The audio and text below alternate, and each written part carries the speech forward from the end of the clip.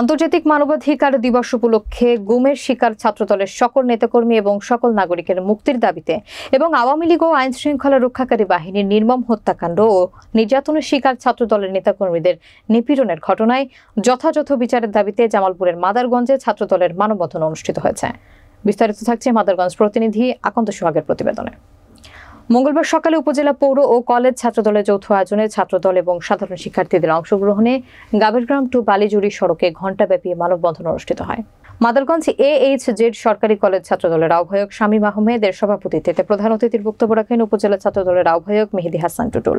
College ছাত্রদলের সদস্য সচিব সুজন আহমেদের সঞ্চালনায় বিশেষ অতিথির বক্তব্য রাখেন উপজেলা ছাত্রদলের সদস্য সচিব ফাহাদ হোসেন, পৌর ছাত্রদলের সদস্য সচিব আতিকুর রহমান আতিক, উপজেলা ছাত্রদলের সিনিয়র যুগ্ম আহ্বায়ক রাকিবুল ইসলাম বকুল, যুগ্ম আহ্বায়ক নাজমুল হাসান খান সৌরভ, যুগ্ম আহ্বায়ক মোহাম্মদ জান্নাতুল ইসলাম জনি ও কলেজ ছাত্রদলের যুগ্ম আহ্বায়ক আসাদুজ্জামান রাজ সহ অনেকে।